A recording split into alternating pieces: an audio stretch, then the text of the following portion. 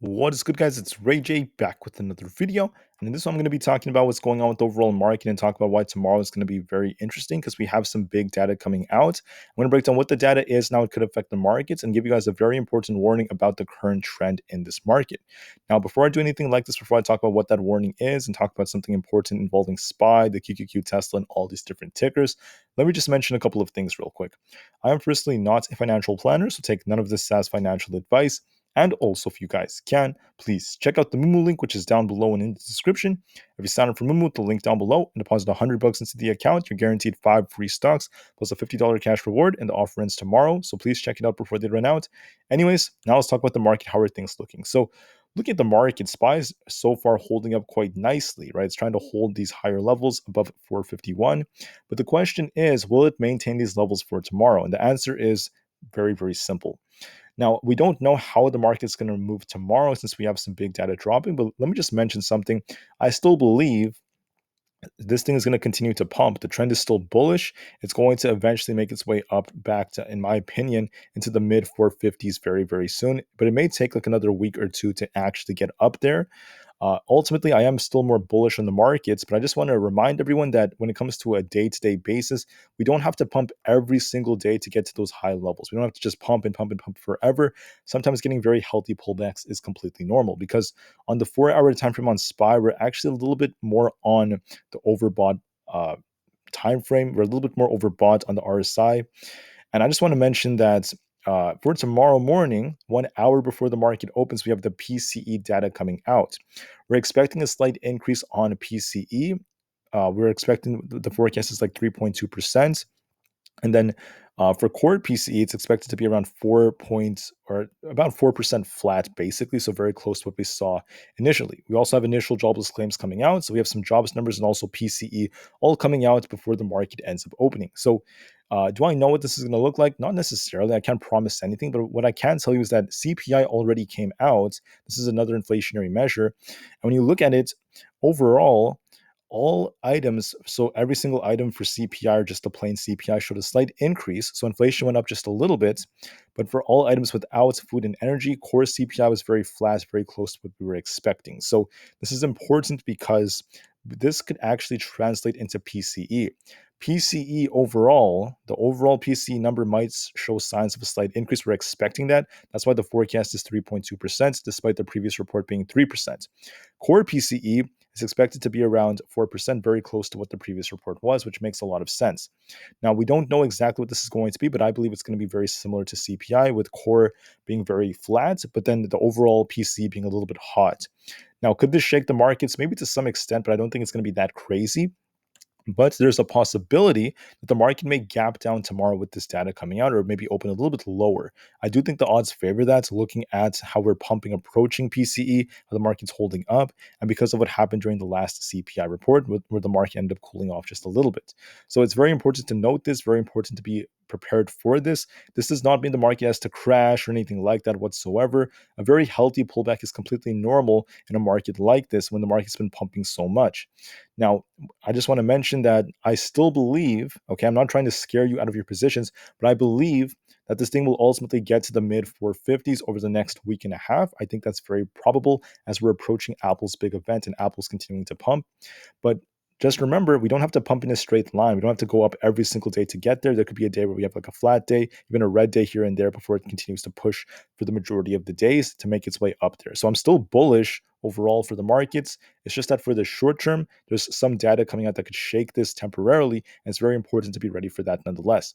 So when it comes to SPY, right now we're watching this resistance at 451.69. Are very close to that range. That was the previous high we had like way back here. That's acting as resistance right here. So this is the resistance zone right here. If we break this, we have the potential to push all the way up into the 452s. 452.87 was the next major rejection area. I would say 452.5 is going to be another resistance zone anyways. So we're going to be watching that resistance zone if it does end up getting a break in the future, whether it's after PCE comes out or not. But if PCE causes the market to cool off a bit, you're going to be watching 450 as support followed by 448 to 448.5. That's the zone where we actually went to during the pre-market, and that's where SPY ended up getting this bounce. So it seems very, very practical, very, very nice move so far. If it breaks below 448, then 447.5 will be the next support if we do end up getting a breakdown tomorrow, which would be completely healthy, nothing scary, nothing out of the ordinary. And we just want to see the market establish a higher low before it gets the next leg up and continues to break into the 450s again. So if you're holding long-term positions, you could do whatever you want. That's completely fine with me. I don't really mind. And that's your own choice since I'm not giving any financial advice, of course. But I just want to make it clear you're going to be fine for like the medium term, in my opinion. If you're trying to hold something overnight, you have to be very careful. I don't know what PCE is going to cause. I don't know what the inflationary data is going to cause. Could the market gap up? It's a possibility, but we do know PCE is going to be a little bit hot, most likely, because of what CPI suggested, a slight increase in it. So it could cause the market to cool off a bit. There's a possibility of that. And even though we don't truly know, it's very important to manage risks based off of this, based off your knowns and your known unknowns, right? You got to be prepared for that nonetheless. So I just want to make it clear, I'm not promising anything about what PCE is going to be like, but we do have some data suggesting a slight increase in it, and that could cause the market to cool off a little bit if that ends up being the case. Now, for the triple Q, this thing has rejections that have been forming at 377.5. It's still trying to hold up for now. If it breaks this, then 378 is going to be the next resistance.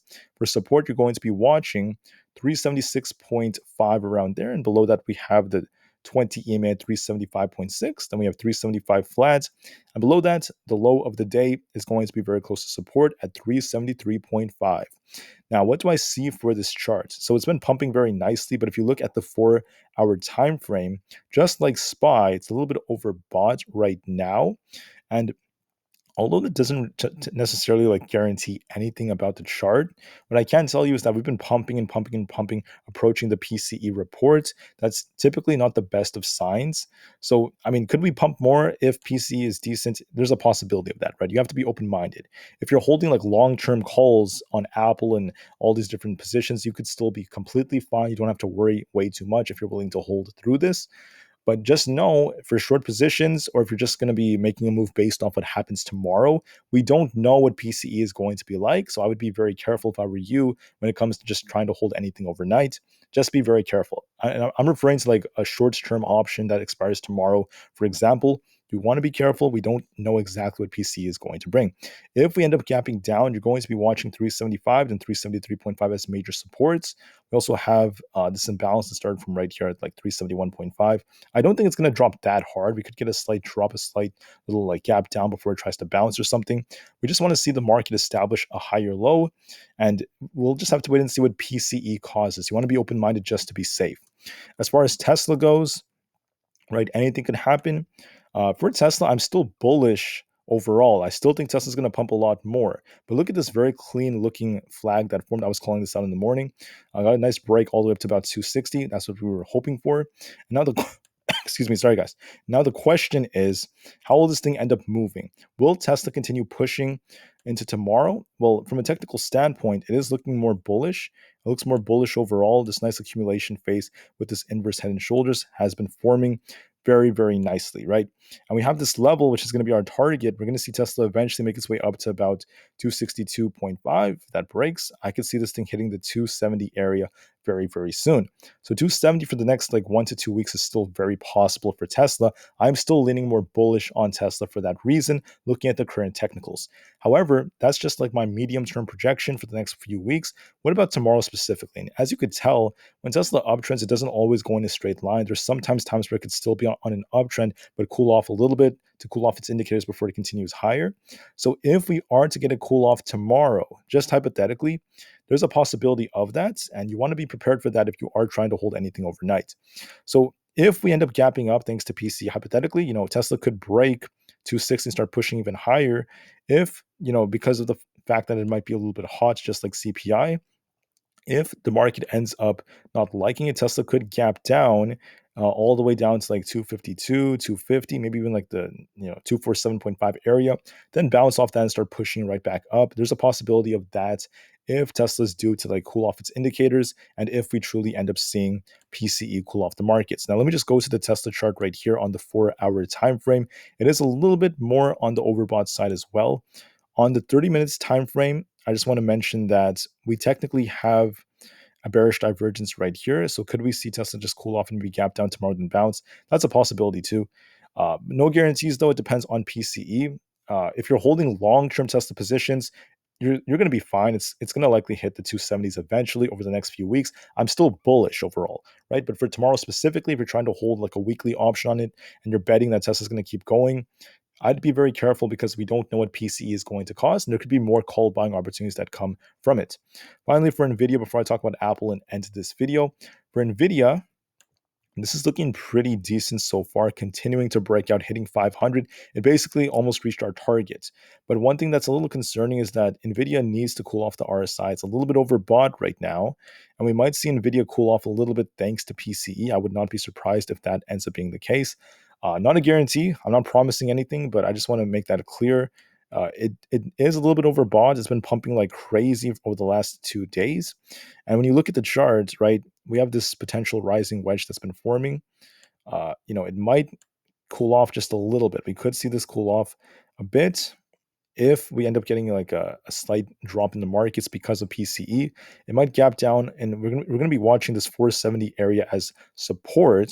Sorry, 490 as support. Sorry about that, guys. 490 as support. If that fails us, we're gonna be watching 485 and this 480 zone. It could come back down to like retest this, but as long as it establishes a higher low, as long as it doesn't come all the way back down here and starts downtrending really hard, as long as that doesn't happen, it's going to be completely fine. It could just cool off a little bit before it continues even higher. So this inverse head and shoulders does not look like it's complete. It could cool off a little bit because we have some tough resistance at 500, retest 490 or so, then bounce and start pushing even higher later on, approaching the all-time highs again.